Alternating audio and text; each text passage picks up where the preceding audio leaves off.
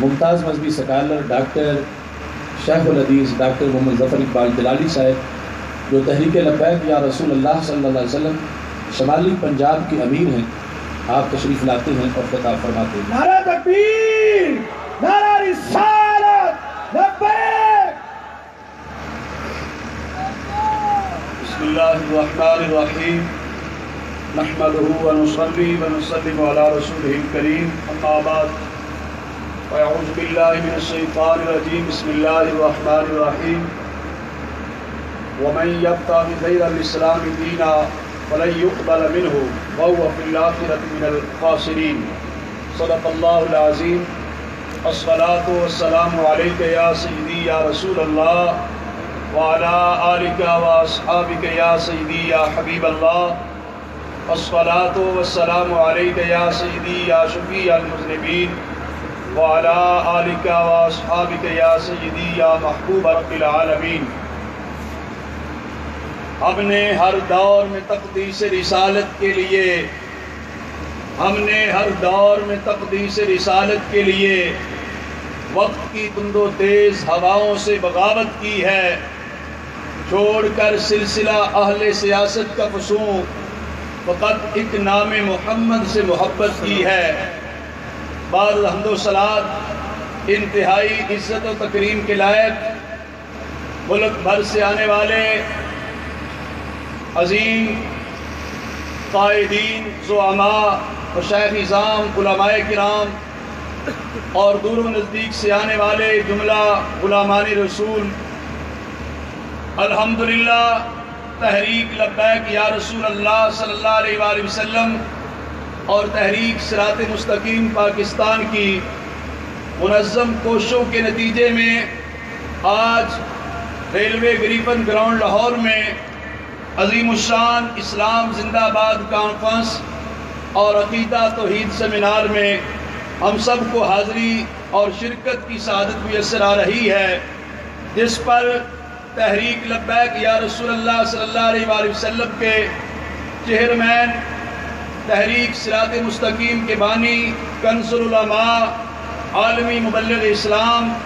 حضرت علامہ ڈاکٹر محمد اشرف آصف جلالی صاحب اور تحریک کے جملہ عہدیداران و اراکین ہر لحاظ سے مبارکباد کے مستحق ہیں۔ مجھ سے قبل قبلہ ڈاکٹر صاحب نے بڑا تفصیلی اعلامیہ پیش کیا اور آج کی کانفرنس کے حوالے سے پیغام دیا، اور بھی مجھ سے پیش رو مقررین نے اپنے جذبات کا اظہار کیا۔ میں صرف آپ حضرات کی طرح تحریک کا ایک خادم ہونے کی حیثیت سے صرف اتنی گزارش کروں گا، آج کے اس عظیم اجتماع پر نہ جانے کتنے دن کتنی راتوں کی محنت ہے اور کتنا کچھ اس پہ سرمایہ خرچ کیا گیا ہے۔ آج ہم نے کوئی عزم لے کر جانا ہے اور تجدید عہد کر کے جانا ہے، اسلام کی حقانیت پر کامل یقین رکھتے ہوئے دنیا بھر کے کونے کونے تک اسلام کے سچے پیغام کو پہنچانا ہے، اور اس نیک جذبے کے ساتھ آج ہم تجدید عہد کر کے لوٹیں کہ اپنے گھر، گلی، محلے، کوچے میں جہاں کہیں بھی رہیں، ہم اسلام کی حقانیت، اسلام کی صداقت اور سچائی کا پیغام دیں۔ اگرچہ حالات بڑے کٹھن ہیں اور اندرون ملک بیرون ملک سے، دنیا بھر سے، ہر طرف سے فتنوں نے گھیر رکھا ہے، لیکن پھر بھی اسلامیان پاکستان کی یہ ذمہ داری بنتی ہے کہ یہ وطن عزیز پاکستان ہمارے بزرگوں نے کلمہ طیبہ کی بنیاد پہ حاصل کیا تھا،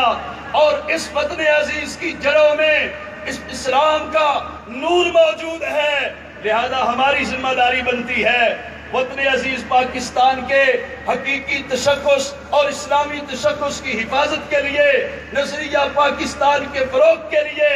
اور بالخصوص جو دور حاضر میں جو سوشل میڈیا پر توہین رسالت کا طوفان بدتمیزی برپا ہوا ہے، اس سے تو دنیا بھر کے مسلمانوں کے جذبات مجروح ہو گئے، اس پر مسلمان پریشان ہیں۔ ہم جتنے لوگ یہاں آج اس گریفن گراؤنڈ میں پہنچے ہیں، ہم یہ عہد کر کے جائیں، ہم رسول اللہ صلی اللہ علیہ وسلم کی ناموس اور عزت پر پہرے دار بن کے رہیں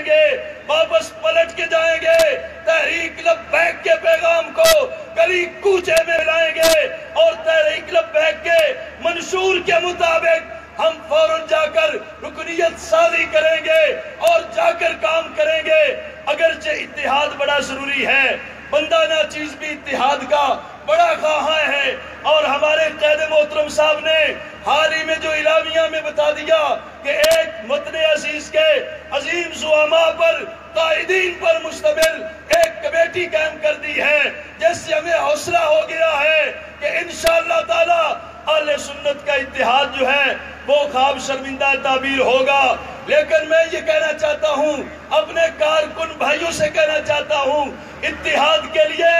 عمل فہم چاہیے، عملی جد و جہد کی ضرورت ہے۔ تنظیمیں نظم سے بنتی ہیں، آج اگر ہم نظم کے لیے، عمل کے لیے اپنے آپ کو تیار کر کے جائیں گے، یقیناً انشاءاللہ تعالی اہل سنت کا اتحاد جو ہے وہ شرمندہ تعبیر ہوگا۔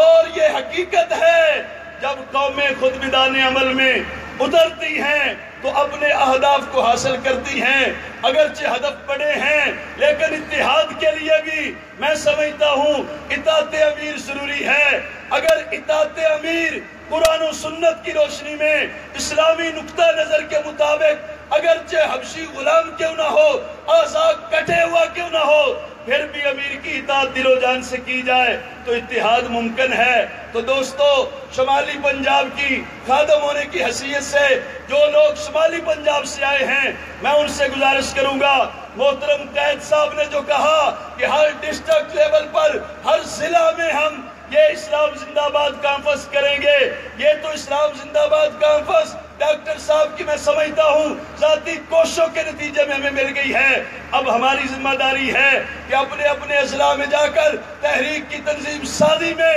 ہمارے دست و بازو بنے، ہمارے ساتھ تعاون کریں، تاکہ آئندہ جو پروگرام دیے گئے ہیں ان پروگرام سے پہلے اپنے آپ کو ہم تیار کر سکیں۔ اور نموذج رسالت کا مسئلہ بہت زیادہ حساس، ہمارے ایمان کا مسئلہ، ساری جانیں کیا، دونوں جہان کیا، کروڑوں جہان قربان کیے جائیں، پھر بھی کمی باقی رہے گی۔ جس طرح کہ میرے امام نے، امام اہل سنت عظیم البرکت امام شاہ احمد رضا بریلوی رحمۃ اللہ علیہ فرمایا تھا، کروں تیرے نام پہ جاں فدا، نہ بس ایک جاں دو جہاں فدا، دو جہاں سے بھی نہیں جی بھرا، کروں کیا کروڑوں جہاں نہیں۔ دعا ہے کہ رب ذوالجلال آج کی کانفرنس کے ثمرات کو ہمیں سمیٹنے کی توفیق عطا فرمائے، اور تحریک لبیک یا رسول اللہ صلی اللہ علیہ وآلہ وسلم کے پیغام کو دنیا کے کونے کونے تک پہنچانے کی ہمیں توفیق عطا فرمائے۔ آخر دعوانا الحمدللہ۔ جامعہ